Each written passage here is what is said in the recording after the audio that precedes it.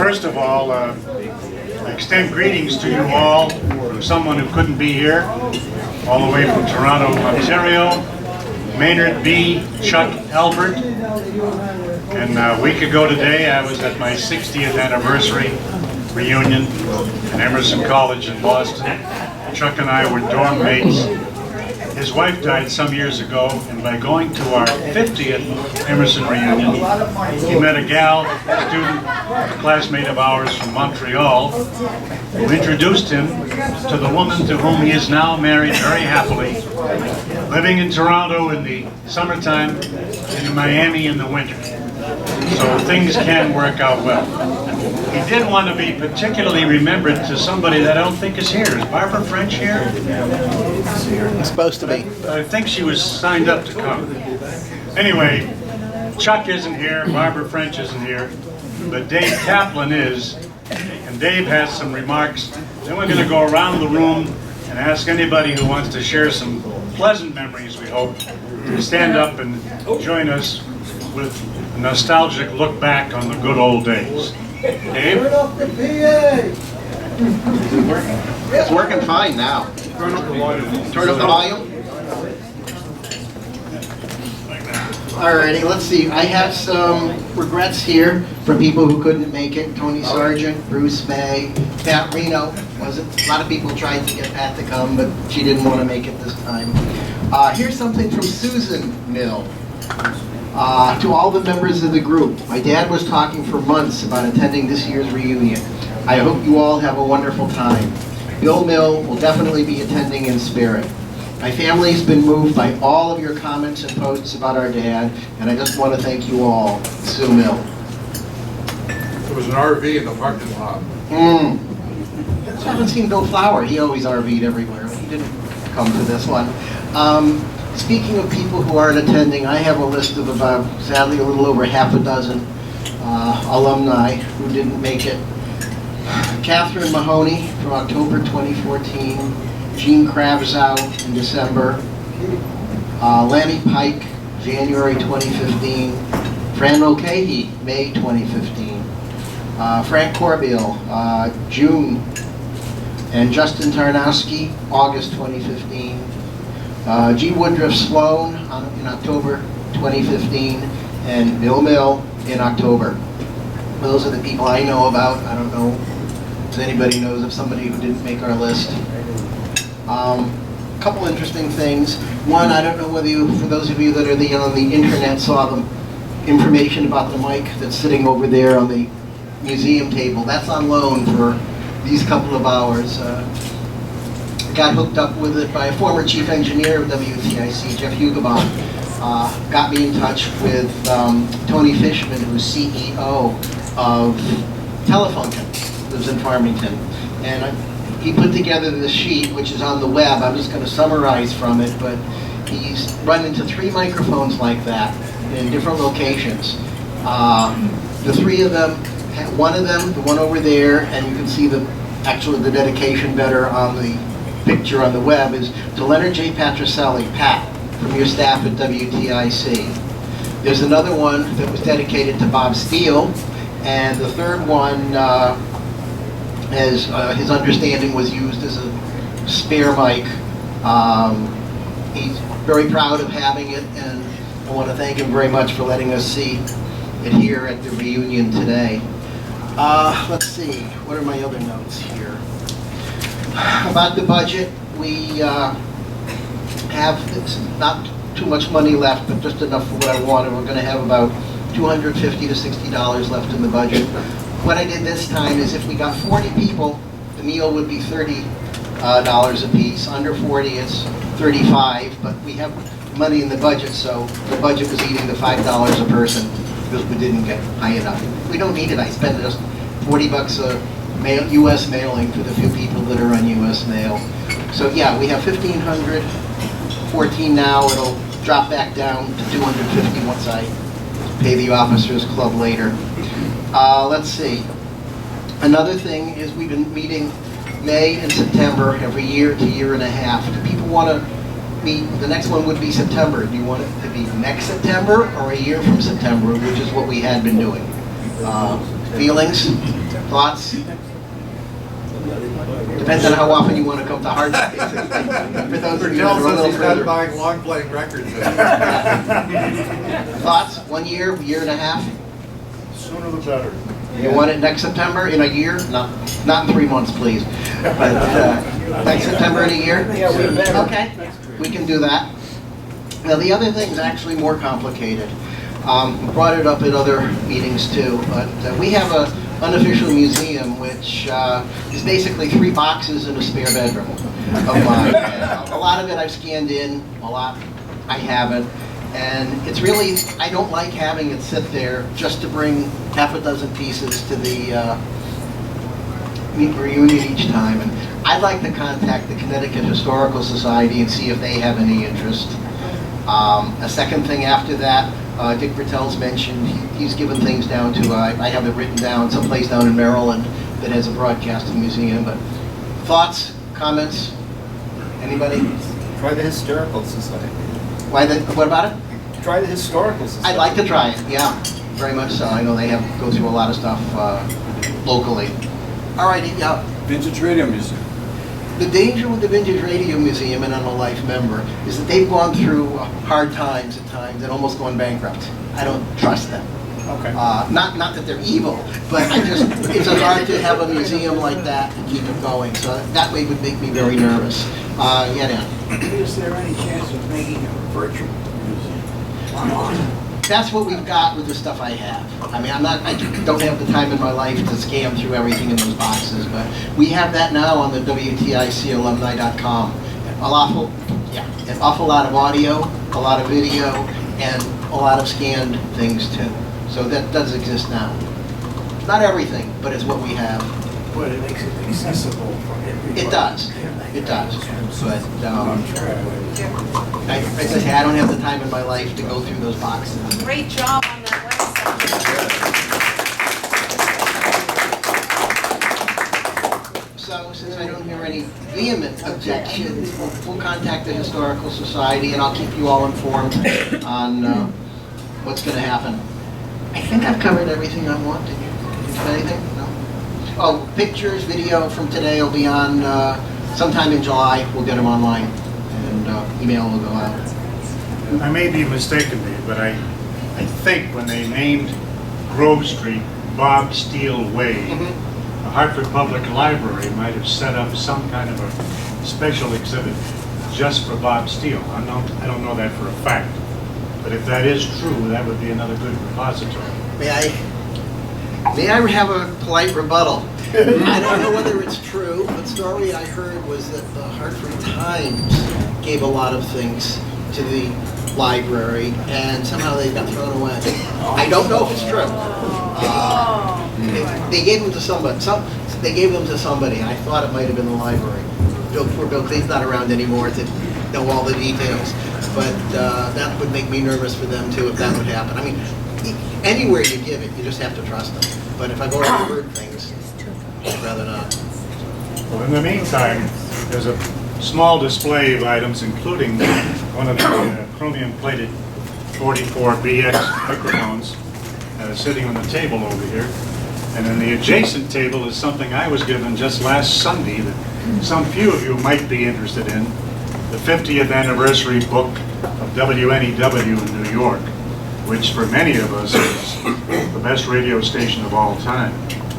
WNEW 1130 in New York. Milkman's Matinee. Jim McDonald's old enough to remember. I read about it. Now, does anybody remember Hal Knoller, K-N-O-L-L-E-R? Kneller, K-N-E-L-L-E-R? Yeah, he was an operator, a board operator. He came up to me last week at the Emerson reunion. He said he couldn't be here, but he knew about it, and he wanted to say hello. I never worked with him because he came in, after I left in 1965, which makes me really old. And so I put Hal on our Boobs mailing list. Now the Boobs is the bunch of old broadcasters.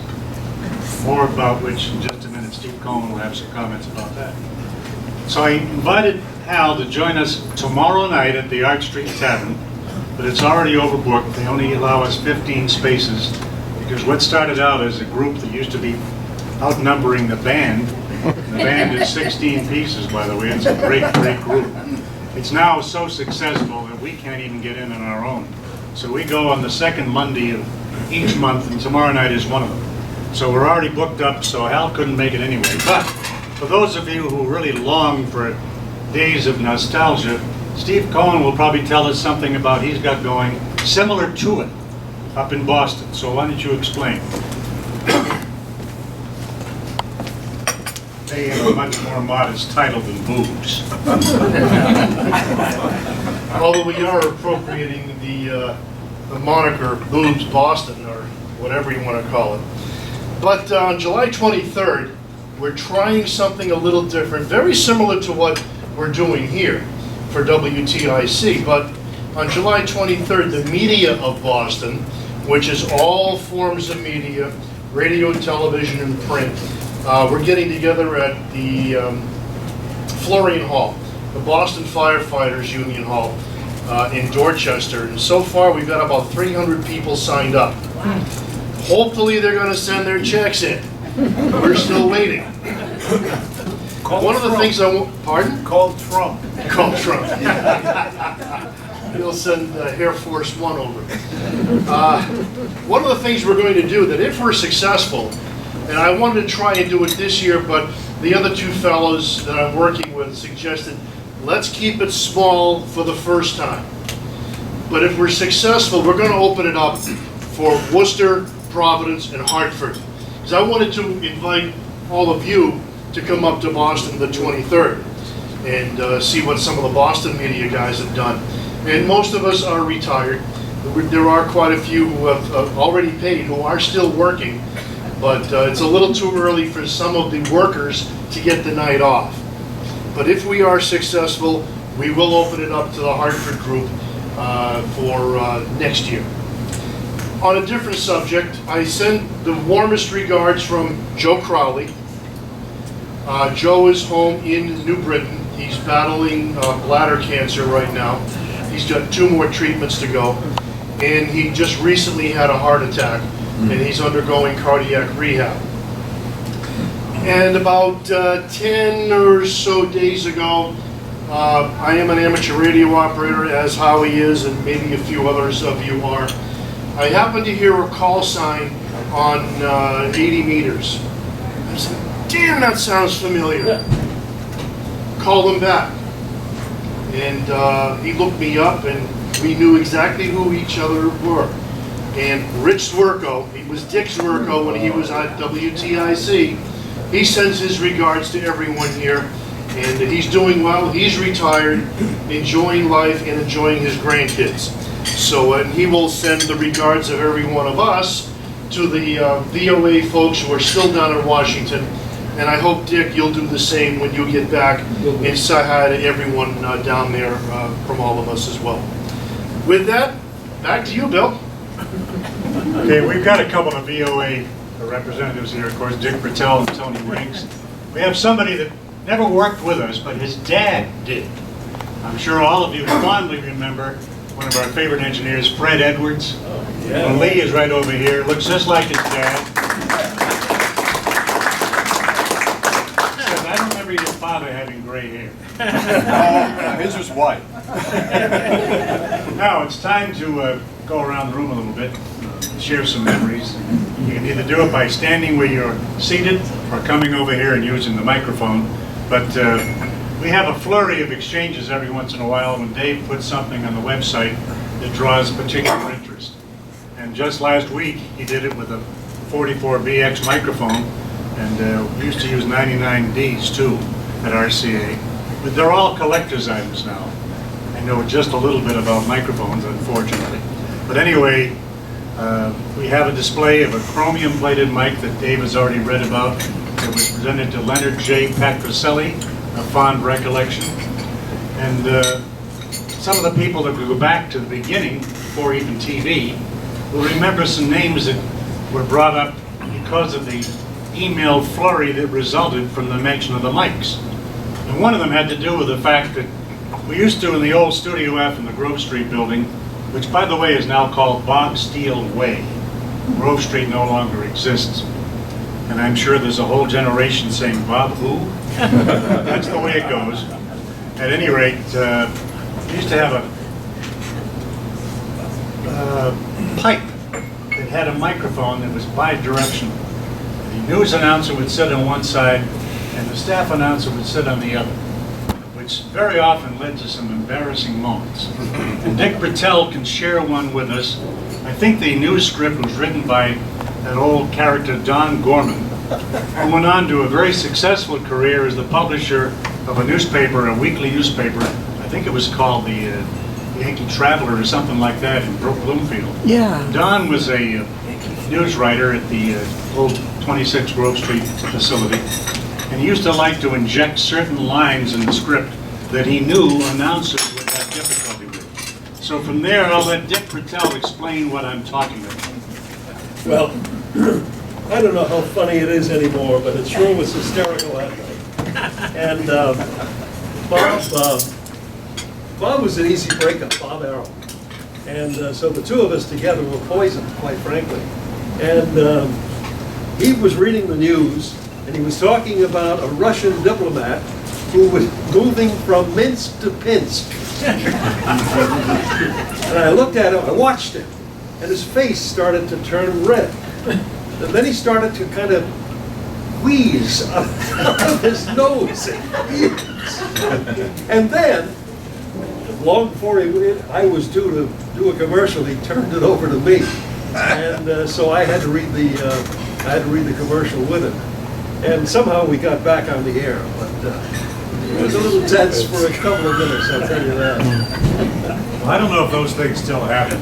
But, we didn't deliberately try to break them up. That was done in the newscast. But Doug Webster has some interesting stories because he produced that immortal announcer's introduction to WTIC about 50 years ago, which I think is still in circulation on the on web. tape somewhere. We played it back. It's on our website. It's on the website. Good. We had it at one of these reunions. We played the whole thing during a dinner meeting. So, Doug, do you have any of those kind of stories you can share with us? Well, I was to tell people the story of Bob Ellsworth working in a nighttime booth on TV breaks when he got called in because the documenter tape found that he was putting his friends and neighbors in the credits of movies. And when they asked him why he did it, he said, "I was bored." Having worked late night breaks there, I was bored too. So it's great to see everybody here. You know, I keep trying to come up here. I'm down in Pittsburgh now, and living with an old college sweetheart. We were reunited after 50 years. Life is pretty good. I've got a granddaughter who'll turn 3 this August. She's going to be here for her 3rd birthday with my daughter and her husband. And my son's a chef, a private chef out in Napa Valley, doing very well. And I still keep my oar in. I'm doing communications work for a company that does what's called Project Cargo Logistics, which is moving very large things around the strange parts of the world. And I was out in the West last fall filming the transport of a 792-ton transformer from Houston to New Mexico through Arizona to Utah. And it was quite an exciting experiment. So I keep myself busy, and it's always good to come back and see everybody and share war stories about the life in Bronx. I was telling people tonight about one night when I was on the air doing sports, and my floor manager gave me the cue with a pencil in his hand, which went right by my ear. Another night when, as you may remember, the lights in the studio were very precious and very expensive and very hot. So as soon as they got done with one section of the newscast, they would turn that part of the studio off immediately. And one night I was getting ready to do the sports, and they went to turn off the other lights, but they turned off the sports lights just as the camera came on in black, and me saying this disembodied voice saying, "No, the lights!" So those are my war stories. To elaborate a bit on what Doug was saying about Elsie doing the booth announcing in radio and TV, he was one of the funniest guys in the world, as most of you know. He seldom took himself seriously, except when he would get invited to give a speech on foreign policy. because he was doing the 11 o'clock news, and many of the viewers thought he knew what he was talking about. And the irony was, he would accept those speech engagements and write up something and speak on foreign policy to a Rotary Club or something like that. But in between, he'd be doing things like introducing the Starlight movie. They only had a 15-minute newscast at 11 o'clock on Channel 3, and Starlight movie followed that. And during the break, Bob would say something like, "You're watching tonight's Starlight movie, The Mark of Zorro, with Tyrone Power, Linda Darnell, and the lovely Lou Holcomb."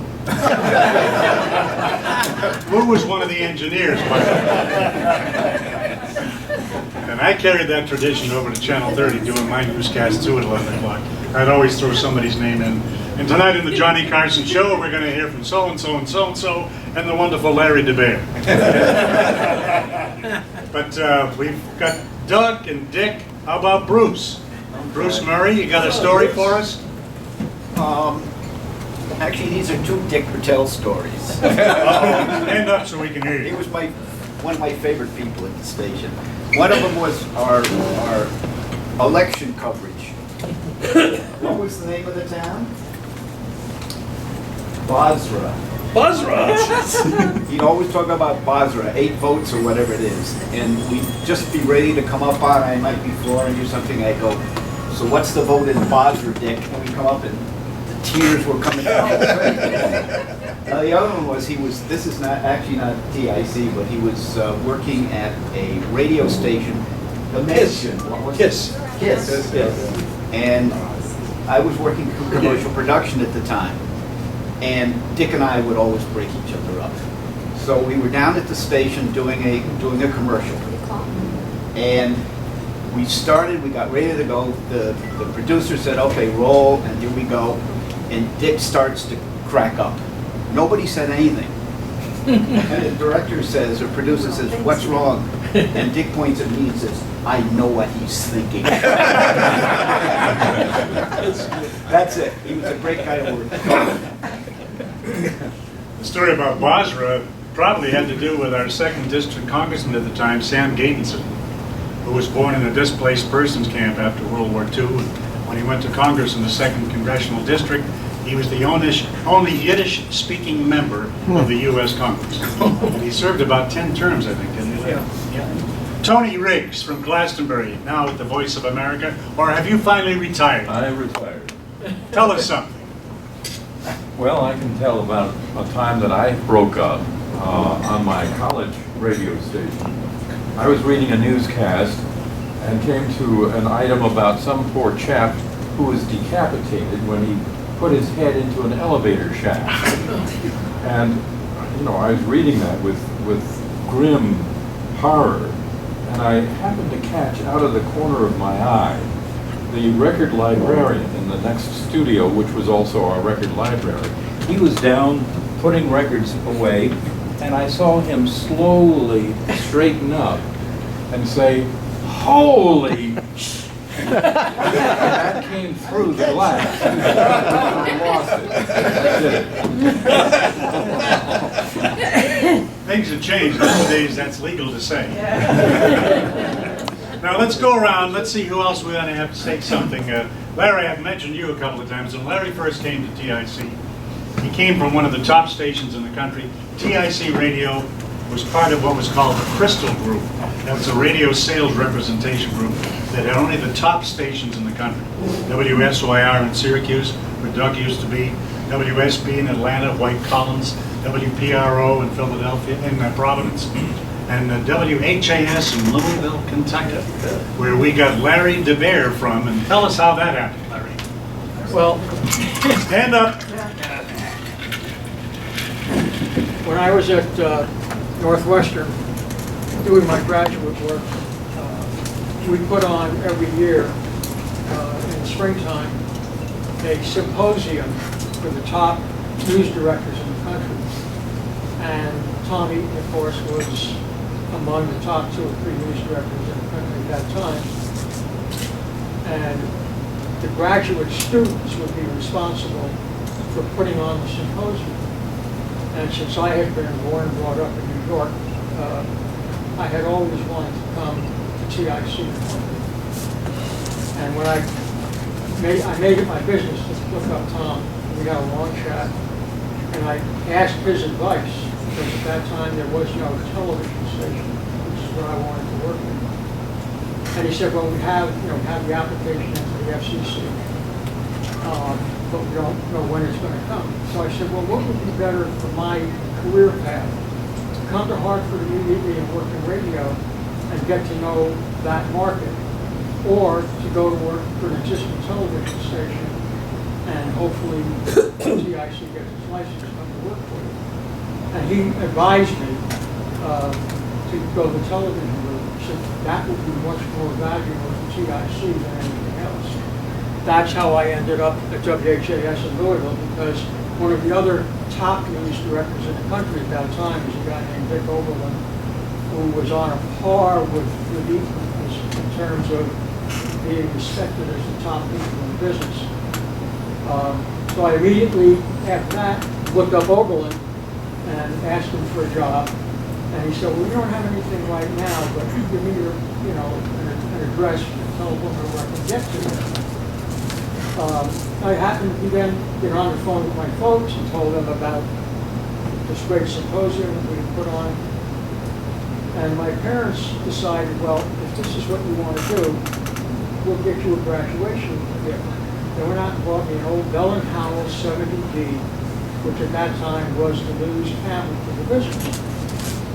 So they shipped it to me. I opened this package and I thought, oh great, what am I going to do with this? And I had this momentary lapse of judgment and picked up the phone and called Oberlin in Louisville. And he said, oh good, how's everything going? I said, well, in all honesty, you got to hire me now because my crazy parents went out and bought me a camera. So he said, well, I'll tell you what, come down next weekend and I'll interview you. So I drove down from Chicago to Louisville and eventually got hired. I then began bugging Ethan like once a month, what's doing with the license, and keep me up to date.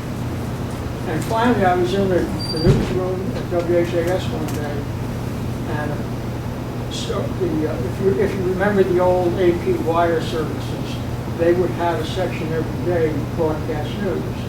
And this note came across, the FCC has granted TIC its license, a broadcast license. Immediately went to the phone, called Ethan, and I said, okay, when am I coming up? And of course, they still had some time to go before they actually went on the air. So eventually I did come up, was supposed to be interviewed by Pat Caselli. No, Fritz Morency. Morency was off that day, and I ended up being interviewed by Bud Mullins. And in spite of that, I got hired. And that's basically how that all happened. I ended up coming into TIC approximately, I think it was like 3 weeks before they went on the air, and ended up writing the Monday through Friday, 6 and 11 newscasts for about 2.5 years. And if you want some stories about Ellsworth, I could write a book. But the two instances with Ellsworth that I'll just relate to for kicks. He had a story one night about a Greek ship that sank in the Mediterranean. And he started to read the story, and it came out, and this from the Mediterranean area, a week, and there was this pregnant pause because he had blown it. Instead of saying Greek, he had said week. And there was this pause, and it came out, a weak-looking Greek ship, and he just kept going. The other one, because he used to do things like this, as Bill said, all the time. So we decided to get back at him one night. And as the newscast was coming to an end, and he was going to introduce the movie, he was in the middle of signing off. And not called down, but I got a message to the floor man, give him a stretch. And here he is in the middle of his close, and he started ad-libbing all over the place. And we're in a control room laughing like that. And he then gets into the middle of some kind of a thing that he was talking about. I said, okay, give him a speed up. And he immediately started going like mad and eventually got off. So those are the two stories about Steele. One more story and then I'll shut up. But we were talking about Bob Steele before. I don't know how many of you were working for the station, for the television station, when TIC first went on the air and broadcast happened. Yeah, you may remember this, but the news set was right alongside the sports set. We were in the middle of, this was at the 6 o'clock stop. We were in the middle of the news, and Bob used to have this habit of getting to his desk. And so, I forget, it might have been Ed Anderson doing the news, I don't remember who it was. But I was in a control room, and here comes, I can do this with this. What are we doing here? Okay, Bennett is doing the news, okay? And all of a sudden, in the screen, here comes Steele, like this. And he gets about halfway through the picture and realizes he's now on the air. That's my favorite Bob Steele story.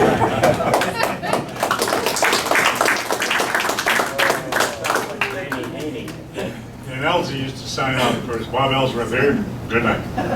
And he would do the news, it was black and white, 15 minutes, 11 o'clock at night in the beginning, in his 76th Army Reserve uniform, and just borrow somebody's sport coat to cover up the medals and everything else he was wearing.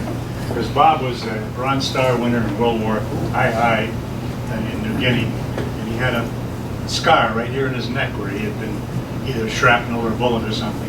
He was a legitimate war hero, probably at the ripe old age of 18 or something, because he had gone to Colgate University, then into the Army, and afterwards came to us, and I think in our memories, he's one of the most beloved characters we've ever known. But there's some other characters that we don't know as well as some of the people who are here who can tell us about them. So Ken Bennett has something he wants to say about one of the characters sitting right near him that we may not know much about. Come over here, Ken. One of the characters, by the way, is my wife. And at June 26th will be our 50th wedding anniversary. I lived in Philadelphia, she lived in Bloomfield, and I was a teenager, and I used to listen to Bob Steele before the signal change, whatever that was called. Antenna switch. Antenna switch, which I think is sponsored, to find out if my wife was going to have school that day. And it was a way to stay in touch. And when we came here, Steele always called me college boy. And I made a mistake in spelling or anything. He really screwed the But I wanted to share something with you, and it's with Paul Hayes. I need him to come up here. Now, we went a couple of decades without seeing each other, and then I had a convention in Boston, and we met in the supermarket, and I don't know if you recognize my voice or I recognized your voice. Or each other, we just recognized each other, like, right. But anyway, when I came to TIC in '69, I was 24 years old, and I don't know what Paul remembered. How old are you now? I'll be 82 in October. So you're good. You were an old guy. He was 34. But anyway, you sort of became my mentor, partly because of some of the shifts. But I don't know if you remember, but you took me on a tour of the 3rd floor on a Sunday morning. Now, I understood that we would be fired if we were caught.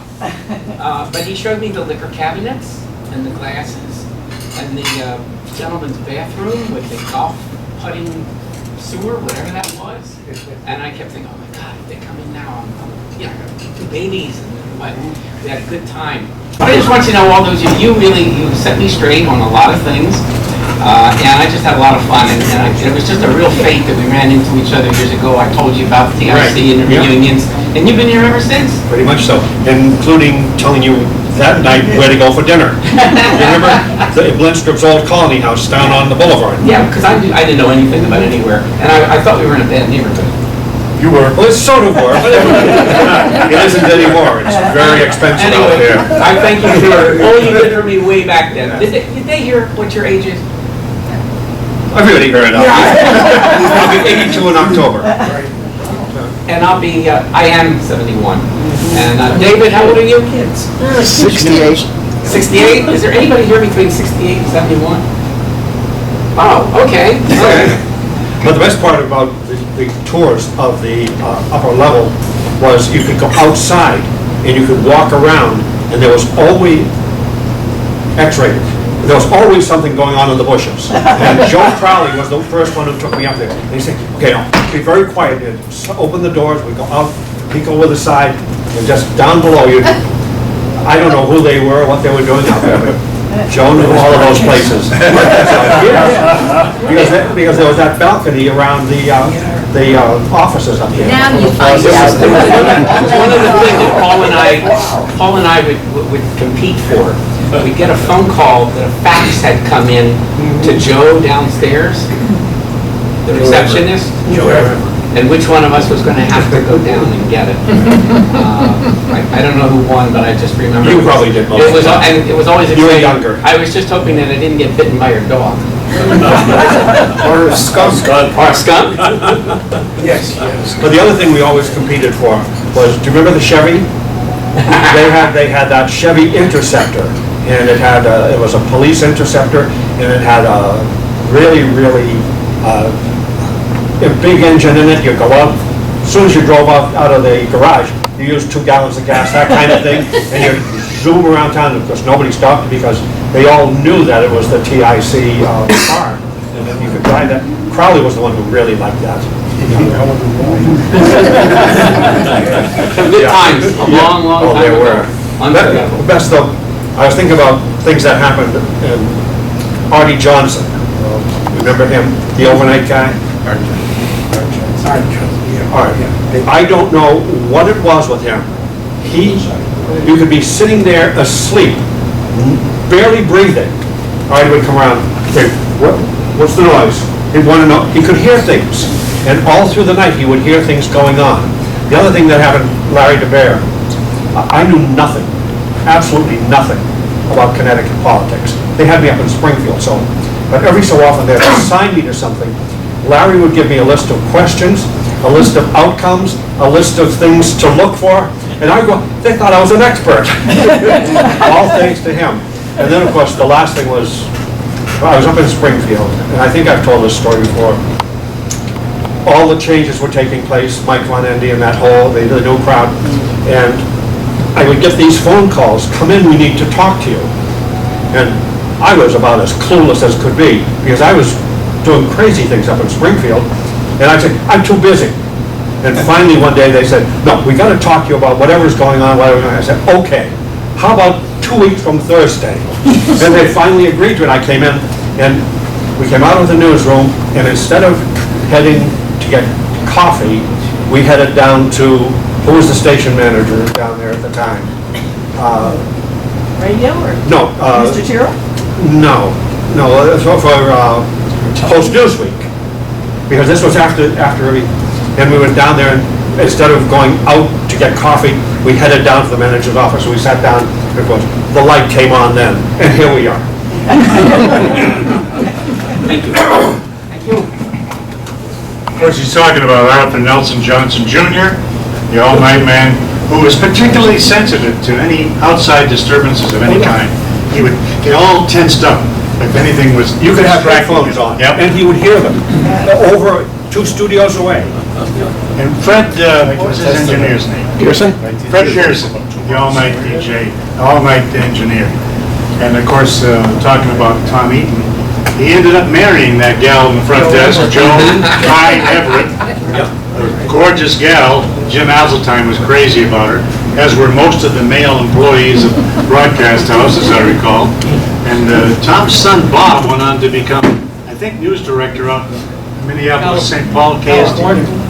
Where was it? He ran the NBC News operation in Los Angeles L.A. for a number of years. Very good. Of course, Tom is gone. I don't know what it became of Joe Hyde, but those are memories that take us back a bit, too. Now, we want somebody to tell us about global warming. We have just the person for it. If you remember the Travelers Weather Service, you'll remember Jim McDonald. About global warming. But when I first started doing TV, weather on TV, we had a blank screen, and on either side there were monitors so you could see what was going on, and it was very confusing when you first started doing this, because you're trying to put your finger on a weather map where something is happening, and you had to figure out by looking at the monitor where to put your finger on the screen. So one day I was looking at one or the other, and somehow I got twisted. I went all the way around. And I really cracked up after that. Anyway, now you may not know I'm an anti-global warming meteorologist, and I'm not going to go into it. But that's what I do for what I do for fun. I belong to a group of 25 scientists in the Hartford area who we email back and forth and give each other information about the global warming situation. Whatever happened to Barbara? Barbara? Yeah. Remember Alan? She died. Yeah. She died a few years ago. The only weathermen left around here are Ken Yary and Jerry Wilson. There was an old weatherman, Bob Zanes, who is out in Ohio. Those are the ones I really... What, Art Horn? Art Horn, oh yeah, he does a lot of speaking engagements. I think he does it for a living about global warming, anti-global warming. Where's Ken Gary? Ken Gary, out in Eastford. So is it that you don't believe in global warming? No. Because? Not man-made global warming. There are warming and cooling cycles have been going on for millions of years, including 4 ice ages, and which had nothing to do with man, of course. So if you don't believe in global warming, why do you think we have so much of a difference in weather over the years? Everything seems to be changing. Oh, this brown one. When I grew up in the 1938 hurricane, which was the worst hurricane ever to strike New England. 600 people were killed. You talk about bad weather. It's nothing new about the weather at all. And it is weather changes. It's not climate change. Climates change over a long period of time, but all this stuff they call climate change is weather change. These are weather changes which are more or less normal. Good enough. That's what you get for going to a place like MIT. What do they know? And Dr. Thomas Malone was an MIT alum also. We used to always have to introduce him as he was coming on to do the weather. Now the weather with Dr. Thomas Malone. If I ever got sick, I was going to go look up Dr. Thomas Malone. Now, those are the good old days. Things have changed. And the old days are now the new days, and the word good does not apply. And I'm afraid to have to tell you this, but we have a former WTIC radio news person who is proof of what I'm saying, Dana Whalen. Explain what happened. Thank you. I actually did not expect to talk, but I'd rather tell you about the old days, because I was in Broadcast House for only about 6 months after the sale. So in a way, I'm almost not part of this group, because I was the new era. But Dave graciously got Fran Stern and Alan Sagel and I kind of included under the umbrella, because we were hired in the Broadcast House days. So I worked there until the Gold Building studios were finished, some of which you see on Dave's screen. And the things that I remember from there, you talked about the car and leaving in the car. First Saturday morning I was working with Bill Schofield, Bill Stevens, some of you probably remember him. And something happened up at the Institute for Living. No, it was Trinity. and I had to go get the car and go. I had never been shown the garage, been shown the car, or knew where Trinity was. But, you know, just take the elevator down, do this, do this. You know, wound up at the Institute for Living instead of Trinity, and Bill said, oh, opposite halves of the same coin, just keep going, it's a little bit farther on. Got the story at Trinity, and went back and drove around and around the block at Constitution Plaza, because nobody ever told me how to get back in either. So I had no clue which of these various entrances even was the garage that I needed to go into, let alone how I was going to open it. So I had to radio for instructions on how to get back to the radio station from right outside the door. But the other thing that I remember, I had come from Omaha in a very small operation where we kind of did the news ourselves. And when I got to WTIC, which had staff announcers, and which had people reading live commercial copy. And I remember going in for one of my very early newscasts, and there were 3 live bodies in the studio with me. Somebody to open it, and 2 different people to read spots along the way during my newscast that I was going to be reading. And I was just terrified, and I was concentrating so fully on my script that it wasn't till it was over and I looked up that I saw that one of the announcers, and I can't remember, maybe Dick remembers, or if John Stevens was going to be here, maybe he remembers, somebody had worn a Groucho glasses and a nose with a mustache during the whole newscast, hoping to break me out. And I had been so yeah, except that it was inside the studio. Yeah, Schrago would have done that kind of thing. He opened the fire extinguisher once on the glass outside me. You know, I had been so focused on the content of this newscast and not screwing up with all these live people like elbow to elbow with me that I didn't even see it until it was all over. So, but after about 6 months, we moved into the Gold Building, and then I spent some time in television, and then came back 15 years ago, and then a year ago they decided that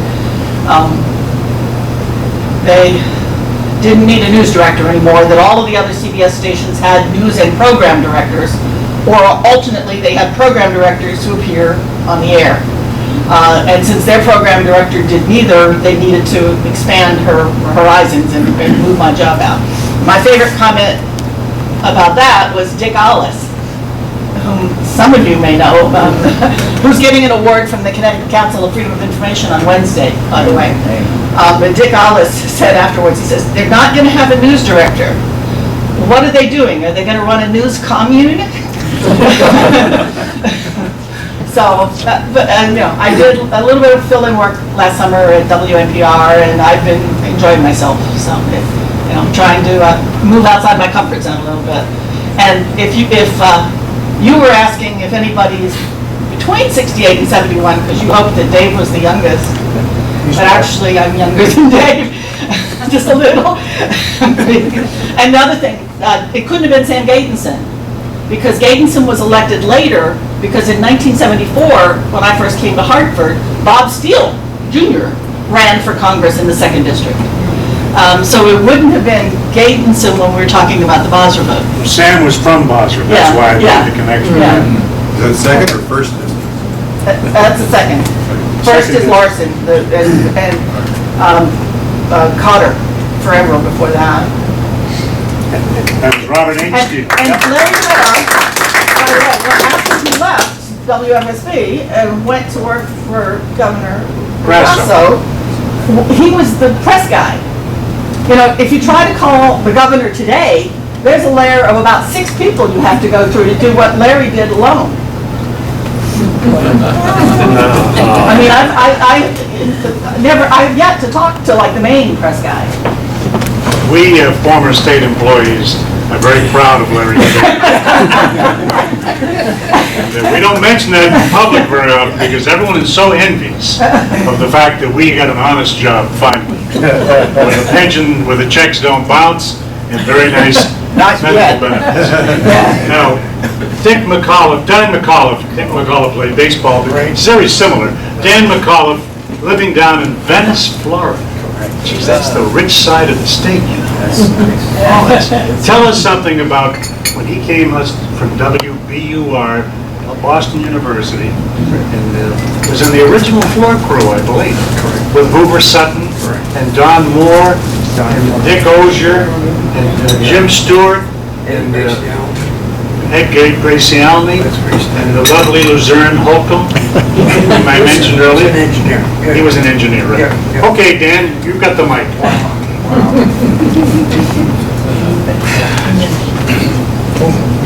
That goes way back. In fact, I used to do Radio Station. I don't know if you remember. We do it every day, Jim and I, but then you had Ranger Andy before Jim. And we had it was live. In those days, we had no tape. It was live. So you never knew what was going to happen. And every day we had a live guest of some sort. And this particular day, it was Dave Bonney from Laughing Brook Nature Center up in Massachusetts. And Dave, every time he'd be on, would bring an animal from the Nature Center. And those of you who are not familiar with the setup of the ranger station, it was built like a ranger station, the set, so like you were in a ranger station. And the big fireplace and everything was knotty pine. And they would have a rolling platform. And I don't know if it was Jim or whether it was Andy had Dave Bonney on that day. And Dave brought a big rabbit, and it was Christmas time. And Christmas time, we had the live studio set up with probably somewhere around 25 kids. And they were sitting on benches. And Dave and Andy were behind this rolling counter. And Dave came in with a rabbit in his arms. He was standing on the inside. And Andy was it you, Jim? Was talking with him. And all of a sudden, in the middle of the conversation, the rabbit jumped out of Bonnie's arms right to the Christmas tree, pulled the Christmas tree over, smashed all the things, and the kids were screaming blue murder because the rabbit ran under the benches that they were sitting on. It was pandemonium. So we went to Black Fast, went to a commercial, and regained our composure, and we went back on the air. But you never knew what you were going to face. And another time we had a guy who came in with a horse, or a camel. And naturally we couldn't bring the camel on the set. So the camel came and stuck his neck and head into the set, and he interviewed the guy on the other side. Well, while the interview was going on, the camel decided he wanted out. So gradually, as he's conducting the interview, the camel is backing up. Gradually, they backed right off the set completely into the dark site behind them, and we just saw the very edge of them. And they continued the interview that way and ended. And again, we went to commercial and finished. So it was an era of TV when it was live, and you never knew, and you always had to have a backup. But it was a lot of fun. It was a lot of fun. I enjoyed it all. And now I'm retired in Venice, Florida. I'm like 3 blocks from the beach. And it's a whole different world. A whole different world. Nice to see you all. Talking about the Ranger Andy show, of course Ranger Andy used to sing at the opening, "My name is Ranger Andy," or whatever. And the guy that took his place is going to come up here now and sing us a song.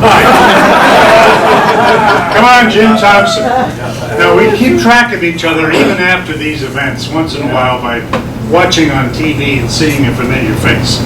So I never had the pleasure of working with Jim back-to-back at TIC because I had left long before he arrived. But I used to see him on the Mako car commercial. You better get Mako. Better get Jim. Thank you, thank you. I'm standing funny, I've got a heck of a cramp in my right arm, that's why. I don't know what it is. No, it's good to be here, thank you. Boy, Danny, every afternoon, doing the radio station for 5 years, quite a time. Talking about funny guests. We did start having, I guess, more guests than Andy did.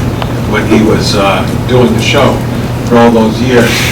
Strange enough, I never met Andy himself, but we had guests from when we first landed on the moon from the what's the place up the mountain? Hamilton Standard? Yes, Hamilton Standard. They came on with suits and all that kind of thing, and we did do songs on it. I had a friend of mine play piano and we'd sing songs. And one time, Sergio Franchi, you remember Sergio Franchi? Yes. The singer, he was, I met him at the hotel next door after seeing his concert at the Bushnell, and said, would you come on the show? And to my surprise, he said, sure. So they sat, as Danny said, on the, Benches. kids on the benches, and way up on the last bench, I'd get people's names, would come on and say, because somebody did the Pledge of Allegiance, and they did the names. You know, you could say, my name is Paul, and this, that, and the other, with a beanie on their head. And way at the end, said, your name? And he stood up with a beanie on his head and said, Sergio Franchi. With that. But I never had the pleasure of working with Dana. You came after I left, but anytime that I turn on TIC and hear you, I know that we're in good hands. And of course, what she says is so very true, and I think that's what's the matter with our news nationally right now, is that people who are really not in news are directing news people. A lot of times you hear these people with their earphones on, and some person who has no knowledge of news or where the interview with somebody important is, and they'll say, well, you know, end it now, or go to a commercial, or whatever they're saying in their ears. And so you think something more is coming, but that's another story of what I think of the news right now. Breaking news, as we're talking. Everything. If you go to the party, it's breaking news. But what a time we had at TIC. We talked about Bob Ellsworth. I think I mentioned it before. I got to TIC because of Bob. He used to, I worked up at Channel 40 in Springfield, and he'd come up there and do commercials, and we got to be friendly. And one day he told me, he says, would you like to leave here? I said, what do you mean? He says, well, there's going to be an opening at WTIC. I said, oh, really? You know, how do you know that? He says, well, I'm leaving. So he arranged it for me to go down and have my auditions and everything else, and I was lucky enough to get in there, 68. One of the first nerve-wracking things I had to do was to sit beside this man right here, Larry DeBear, reporting on some election or the other, and I was brought in to do something, sitting beside this man who knew it all, as somebody said before, of all the ins and outs of it. Give me a piece of paper, such and such and such. Somehow I got through it, but it was nerve-wracking. You always learned a lot from everybody there. And I also knew Bob Schrago very well. One night when, I believe it was Ed Anderson, was doing the radio news. And the door was here, the engineering was here, I sat here, Anderson was there, I believe, doing the news. And I had to do the commercial. And the commercial had just started. Without any kind of sound, I saw something like, something was coming up over my head.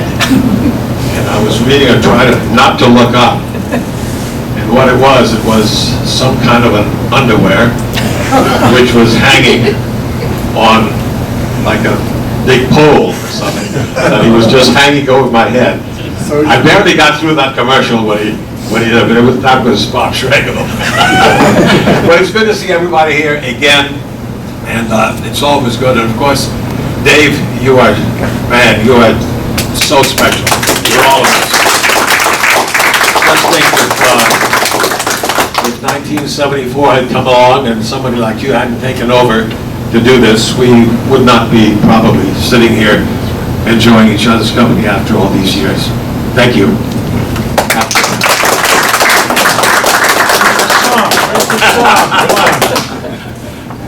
We're going to have everybody get up and say whatever they want when they get the chance, but Dick Ozier's turn is coming next, because he's sitting over here looking like he's about to nap for a while. I don't want him to do that. He's in a semi-coma.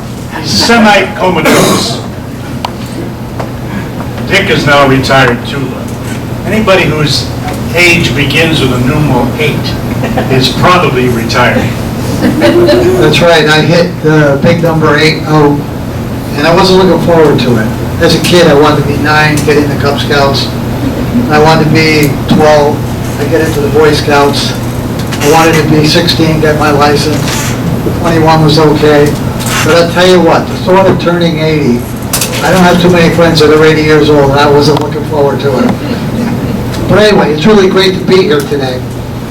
Listen to all the stories, and one of my favorite stories is to one of the on-air talents that really was a great person, and I'm talking about Gail King. Gail King was pretty interesting in the fact that she and I had a great relationship. She would come down to the office door and say, "Dick, can I speak to you?" And I'd say, "Gail, what's wrong? You lost your earpiece, right?" And she'd say, "Yes, but don't holler at me, please. Just give me an earpiece and I'll go away and we'll both be happy." And I said, "Okay, I'll tell you what, I'm coming up to that cube that you sit in and work in, and I'm going to find all the earpieces that you've lost." And no, you're not. You're not going to come near there. But anyway, to think that Gail King is where she is today is pretty amazing. And that she started with us. And I see her on the air and I just say, that's a magnificent story. And it was really a pleasure working with her. She was a little goofy at times, but I can remember when she first got there, she showed up and we have it on a blooper tape. Gail King was quite heavily endowed in the front there, and her blouse was open and the bra was showing. And this went on, and people would check out today and laugh. But anyway, she was really a sweetheart, as were many of the other on-air talents. And it was a pleasure doing that through the boat races down in London, the political conventions, whatever you say, it was a lot of fun. And I was glad to be a part of it. And it looks good to have everybody here as we have today, and brings back old thoughts, and it's a pleasure for me to be here.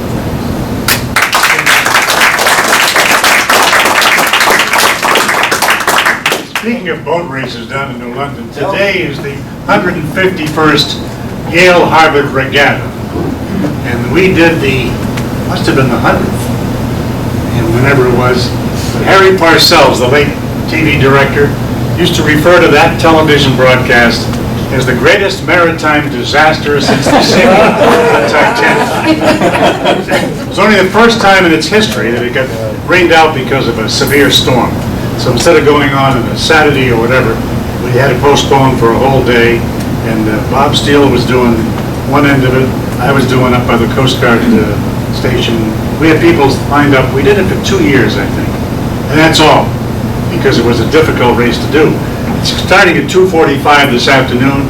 Yale won last year, and Harvard had won for the previous 150 years. So we'll find out later on today what happened. 4-mile race, very difficult. Oldest intercollegiate sporting event in the country. Now, a fellow who's a walking repository of all things WTIC, AM, and TV is sitting here waiting to say something. I can see him. He's still working, believe it or not, in spite of his old age. Jim Stewart, come on up here.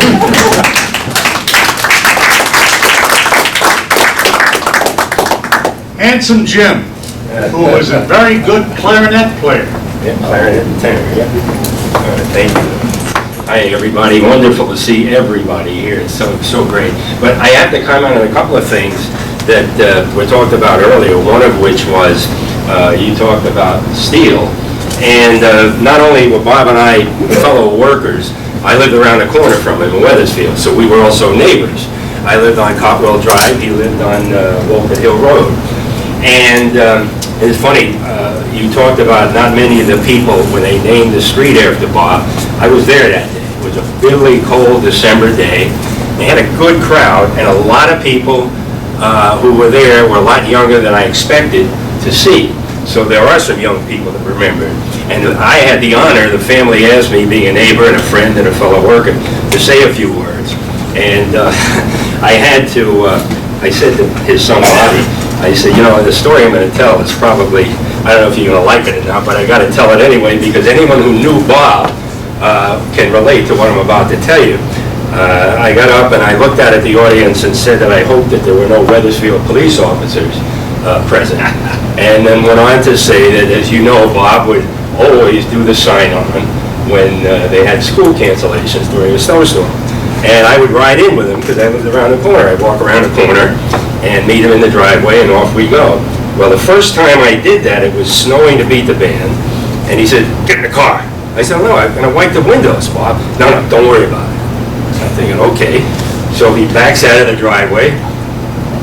Walker Hill at that point is a straight road, there's no curve. He guns the car, slams the brakes on, the snow flies off. He says, "See, I don't have to do this." and that's the honest to God's truth. And if you know Bob, that is something that Bob would do, in addition to selling his ties and his shirts in the hallway and all the other crazy things he did.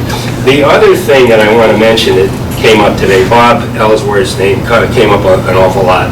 And everybody in this room loved that man. I think everybody ever came in contact with him loved him, and I'm one of his biggest fans.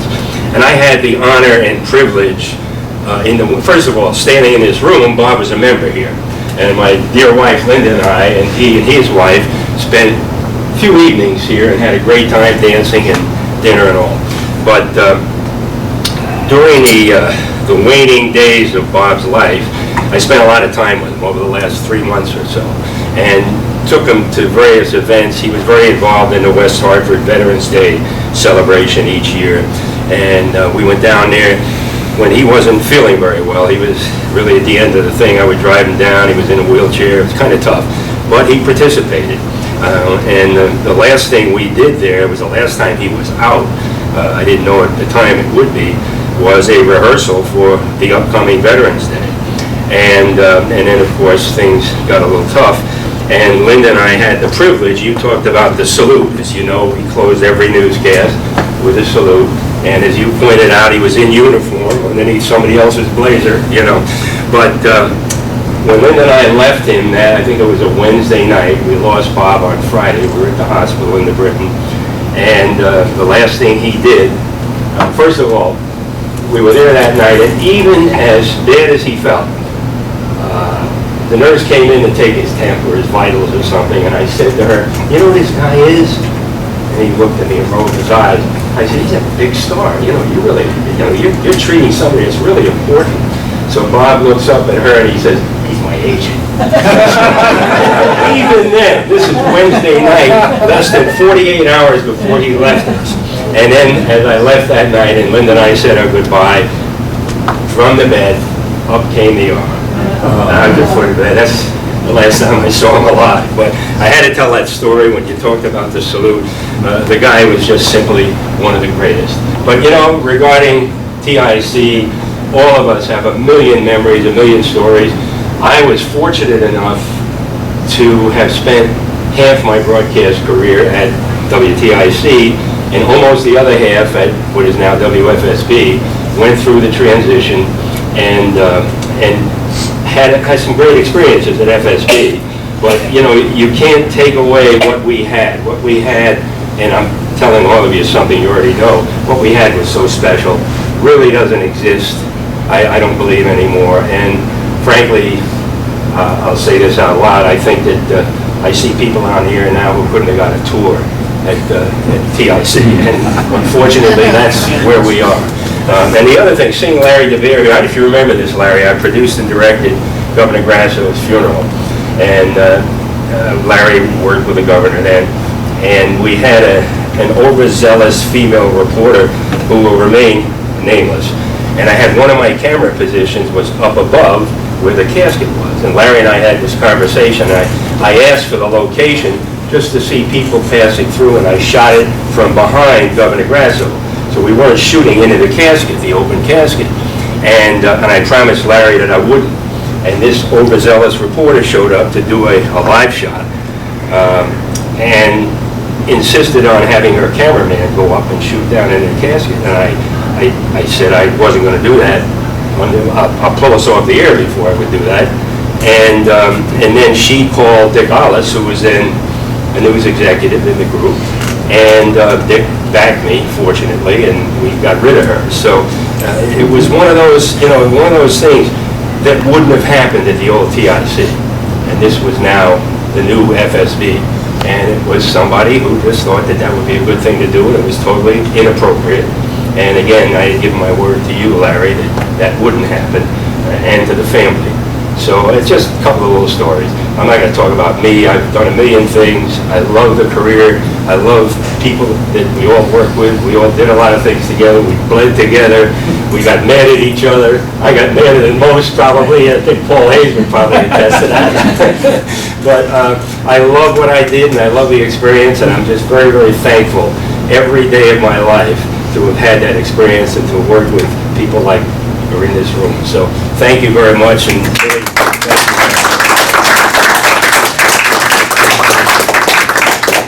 A little follow-up to the Bob Ellsworth story. His widow, Rosemary, died within the last 6 months. And I'm in touch on a fairly regular basis with a fellow who was the best man at Bob Ellsworth and Rosemary's wedding, a fellow named Ray Rice, who left WTIC to become a newsman, WNEW, 1130 in New York.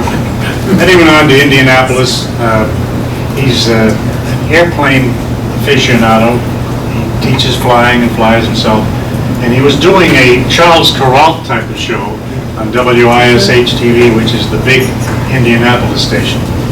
And when he heard that Bob was fatally ill with esophageal cancer, he flew out from Indianapolis to see him for the final time. So he stayed with us. We went up to see Bob at the convalescent home in West Hartford near the reservoir where he was residing at the time.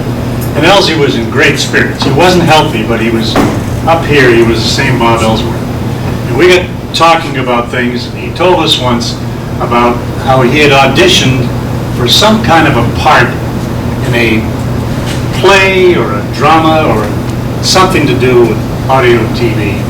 And they were looking for 3 speaking parts: a straight announcer, an Englishman, and a German. He won all 3 parts. That was what he was capable of doing. And he was a very loyal boob, by the way. He was a pretty good pianist himself, you know. And so he used to come to the boobs all the time. So did Arnold Dean. And Arnold went to see him too, just days before he died. So there's a guy that we can lovingly remember as we do each other. But the rest of us are still here, so let's enjoy it while we can. Excuse me, I have to go to a niece's recital. Ken has to go to a niece's recital. That's number 1 priority. Take care. Good to Okay. see you all. See you later. John Stevens is coming up here to take the phone, am I correct? Are you? He can still walk, so he'll make it all the way. You've got to tell us one lasting memory that you want to share with the rest of us. I think I'm the oldest guy in the house here. What about? 85. 87. You were then Just hold the mic close. I shall hold the mic close. My director is saying here that any number of stories. I'm going to repeat one that I shared at the table a little while ago. There was one occasion when, for whatever reason, I don't know, but I was assigned to do the 11 o'clock Channel 3 news. Jim Stewart was the director. Excuse me. I was in the bathroom putting on makeup, apparently, and Jim was getting worried that there was no one on the set. And he called down and he said, Arnold Dean's about to do sports. He said, tell Dean to get on the news set. And Dean responded, and what'll I do once I get there? I'm going to let it go at that. It's been fun to sit here and reminisce and be reminded of any number of things that took place there. I look at Doug Webster and I could tell stories about Doug Webster. I'm not going to do that. But I want you to know, Doug, I have a cassette version of the introduction to WTIC. And you remember cassettes. Doug was the guy that put that together and narrated it. And it's a priceless piece. Thank you, sir. Thank you all.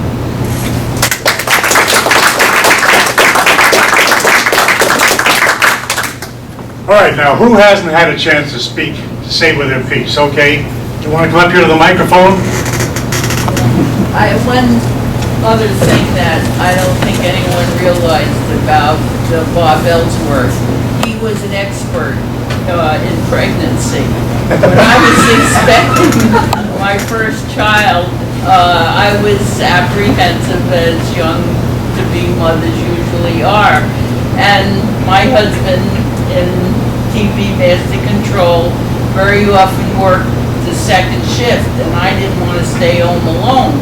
So I used to go to work with him and park myself in the lunchroom waiting for him to get finished. Bob was always in there. For some reason or other, I always saw him. He was sitting in the lunchroom. And when I came in and we sat and discussed different things, I mentioned I was apprehensive about my first pregnancy. Well, he monitored me through the whole thing. Every time I sat with him in the lunchroom, he had a different segment for me to ease my mind. Well, this went on through the whole 9 months, and believe me, it made my life so much easier, because every time I was frightened about something, I'd think of his advice and what he had to say, and almost until the day I delivered, he just talked me through the whole thing, and it made my life so much easier. God bless his memory.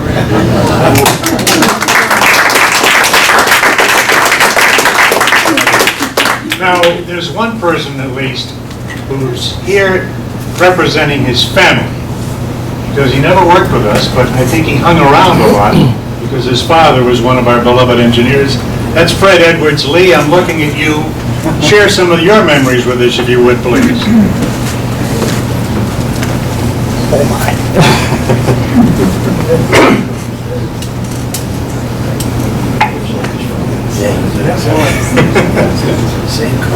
Well, there is one memory I have, and you don't know this. This was in the age of the Great Hartford Open. I used to go with my dad out to the Great Hartford Open when he'd take the TV truck out there, get everything set up for the show, and I will never forget this one day. It was Pro-Am Day, and he would toss me the keys to the golf cart every so often and send me on errands. This particular day, someone had come out from the studio and we had to go look for the edit, or the film crew, so he could bring the film back to be edited for the special that would air that night about all the celebrities who were at the Great Hartford Open. This was in the era of Sammy Davis Jr., Jackie Gleason, Milt Berle, they were all there. Bob Hope.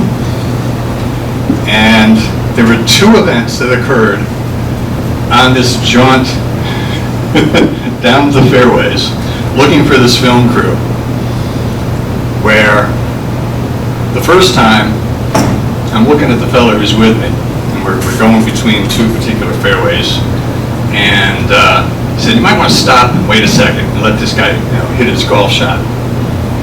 So we stop, and we wait, and I look over to see who he's talking about. It's Bob Hope. Bob Hope takes his second shot, hitting for the green. And as he walks back to his golf cart, Bob Hope looks over at us. We're looking at him. He sits down behind the wheel of the golf cart and it starts going like this. Start drag race. He's on the golf course. We're in the rough next to it, and we're racing down to his ball. Short time later, we still hadn't found the film crew yet. We're getting a little discouraged, and we're between 2 other fairways. And all of a sudden, we hear the crack of a shot, and 4. And we figured, all right, this can't be good. We stopped dead in our tracks. And as we're trying to figure out where the shot came from, we're looking at the crowd who's standing along this one fairway. And if you can imagine, we're sitting like over here, and the crowd is watching the ball. And they're going like this. And all of a sudden they're looking at us. And I'm thinking, this can't be good. I look up in the sky, and here comes this ball, heading straight for the golf cart. It bounces literally off the top of the steering wheel, and it starts to bounce back towards the fairway. Come to find out later on, there was a tee-off shot from Jackie Gleason. And I looked at the guy next to me, and he looked at me, and he said, you know, keep going real quick. We probably don't want to be here when the officials come to see what happened to this ball. And I'm just praying to the fact that I am not speaking 2 octaves higher at this time in my life. So, those are some of the stories I can share. And also, just the fact that whenever I used to run around Broadcast House when I was a kid, and Dick can probably attest to some of this too, I can remember my father always telling me, whatever you do, stay off the 4th floor. You can go anywhere you want, but don't go up on the 4th floor.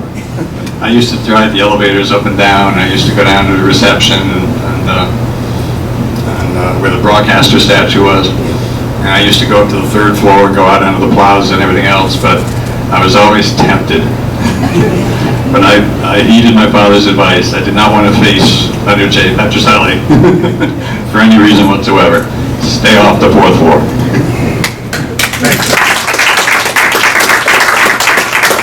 That broadcaster statue is still on display, by the way, in the lobby of the current CBS-owned WTIC out at Executive Park in Farmington, where I will be tomorrow morning at 9 o'clock with a fellow named Ken Crowley doing our next series of radio and TV audio. But one other person that we haven't heard from, and anybody else who wants to add that, by all means, just raise your hand. But Howard Corey hasn't got up here yet, so you come on and share the microphone and give us one of your fond memories, too. Now that everybody is recounting their memories, I'm beginning to come up with a few that I had sort of forgotten about. But I remember talking about Gail King. I think I ran into her when she just came to work. She came from Missouri and came to be the weekend anchor. It must have been on a Sunday afternoon. I was going down through the garage out to State Street, and she was coming in, and her hair was up in curlers, and she's wearing flip-flops. And I says, boy, that was my first impression of Gail King, but of course she's gotten much more gentrified as time has gone on. So that was one memory. And there was another time when we talked, like on weekends, on Sunday nights, it got kind of slow around Broadcast House, and we had a show on the air called Peter Marshall. I guess it was on tape or something, but we used to call Joe the guard, who was the receptionist on the weekends, and different people would call him and ask to give a message, or they wanted to talk to Peter Marshall, and then he'd have to go into a complete explanation of why he couldn't talk to Peter Marshall, because he was on tape and so forth and so on, and so he couldn't talk to him. So a few people called like that, and then eventually another person would call Joe the guard and say, this is Peter Marshall.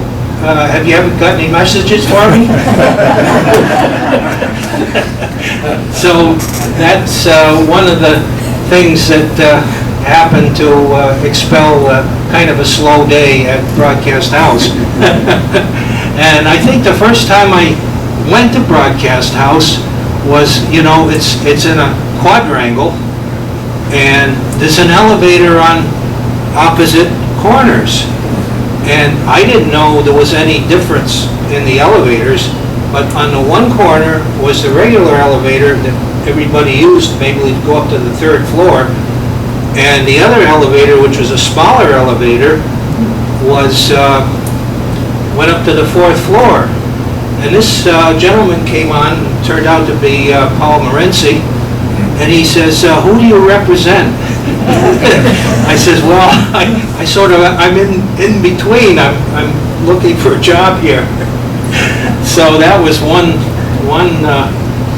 thing that I remember from the first time I'd gone to a broadcast house, because being in a quadrangle, it got confusing, you know, if you hadn't been there enough to always figure which side of the building you're on. So the 4 sides of the building were the same pretty much.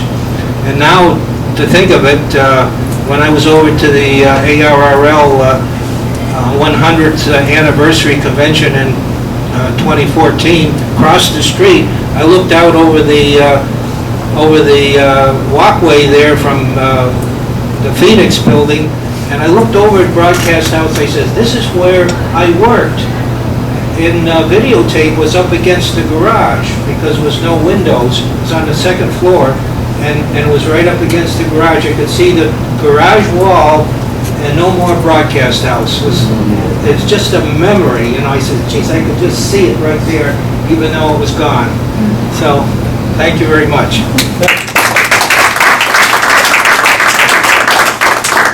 Speaking of ARRL, which I don't know if it's still in Newington or not. Is it Yeah, still? it is, yeah. One of the members that we didn't have a name for when Dave was listing those who are no longer with us, he never worked with us at TIC, but his father did for many, many years, always smoking a pipe. John DeLisa. Well, John's son Ron passed away over the winter. So, and Ron had worked with Bill Kaluch, one of the smartest engineers ever at Channel 3 and TIC. It was the first one I ever met that made his own Trash 80 computer long before they were even started. And also was a helicopter pilot, which caused his death, actually. He died in the fog bank. But Ron DeLisa passed away within the last 6 months, so that's one more to add. Now, is there anything else to add? Doug? I would just say that we've talked very briefly about Arnold D'Angelo. And he was the reason I came to TIC. You Syracuse guys stick together. Arnie had come down here from HEN in Syracuse, and I was working there out of college. And I came through with my wife on vacation in the summer of '66, I think, and did an audition while I was there, and was hired the next year. And Arnie and I worked together in a number of sporting things over the years, and one of them was the old Hartford semi-pro football team, which we broadcast games for. And I vividly remember one of the games, we went down to Raleigh, North Carolina, and they had a tailback for this team that he was like 3 feet high, and he'd just run like a rabbit, and nobody could catch him. And late in the game, he corked off a run of about 85 yards, through everybody, and scored the winning touchdown. Well, we climbed on the plane to come home from Raleigh that night, and the team is in really good spirits, and down the aisle of the Mohawk aircraft are trash cans full of ice and beer. Somebody in the team said, "Let's all run to the back of the plane." And suddenly the cockpit door opens and the pilot comes out and says, "Get back in your seat." So in those days you could go up in the cockpit, and I loved flying, so I would go up in the cockpit, and I sat up there and just had this wonderful experience as we flew home over New York City. You could see all the lights of New York City and the coast of Connecticut, and even from that distance you could see the runway lights at Bradley. So we started into the descent at Bradley, and in the back of the plane, I mean, they're having a great time, and everybody's tanked to the winds. And as we start the descent, the door opens, and the stewardess sticks her head in the cockpit, and she says, "When you land, could you please not use the thrust reversers? We've got all these trash bags in the back, and they'll fall over." And she shuts the door, and the pilot turns to the co-pilot, and he says, "Only on Mohawk." And the other one was, I was doing color with Arnie on a UConn game out of before the big arena was built out there. and they were playing Hawaii.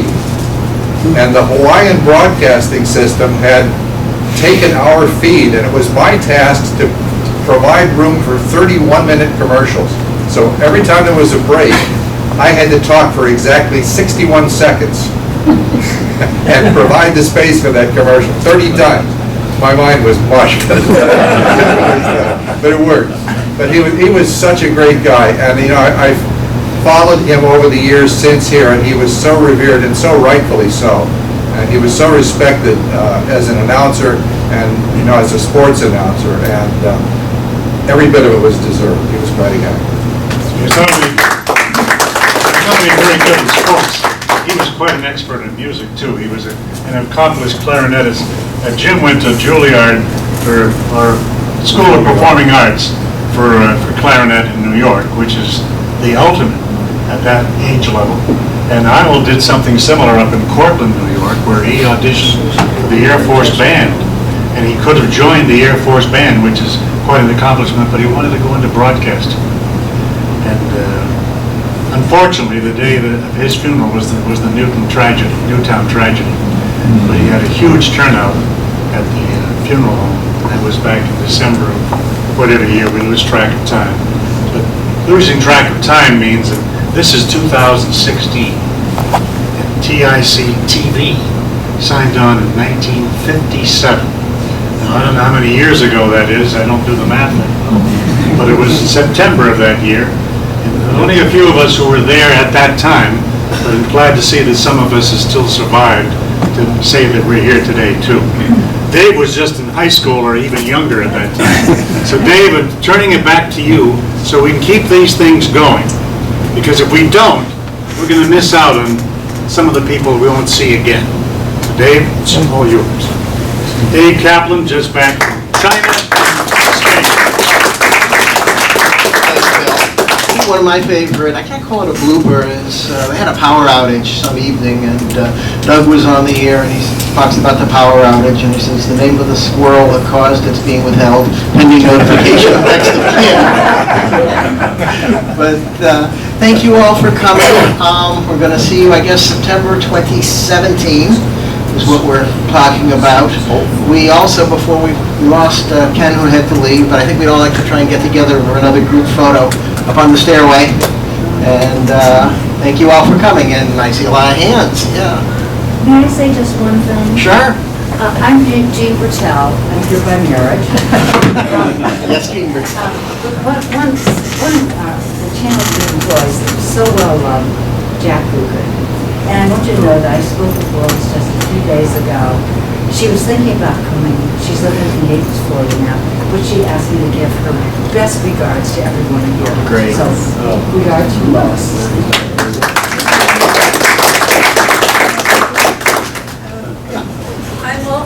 Dima Thompson, also by marriage here, for the umpteenth time. But I just wanted to say, Dave, next September 17, when we meet, will be your 70th anniversary of the 1953 debut. So I don't know if you want to do something special. I'm not sure what we can do, just hope everybody can show up. And actually, one thing I want to do is thank the Officers Club, because I couldn't do this without the Officers Club. They have to try and find a venue. Worry, are we going to make the minimums? Actually, we got 2 more this year than we did last time. But the Officers Club, they put on a great feast, and they make it easy for us to come and have a good time. Yes. So I want to say thank you to them.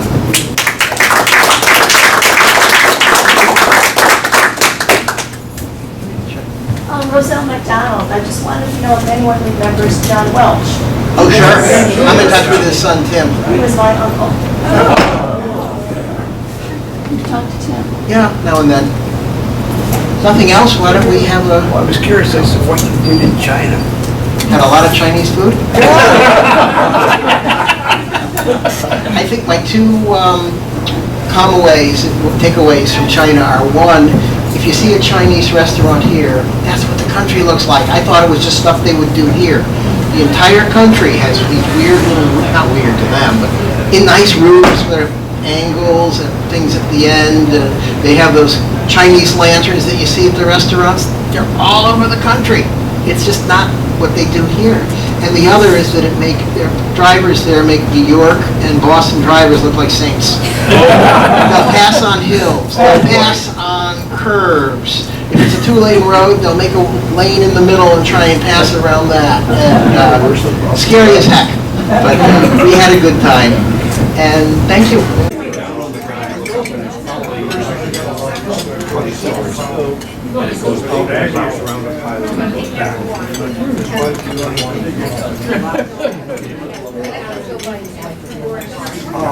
The roller coasters I do, the ones, my basic philosophy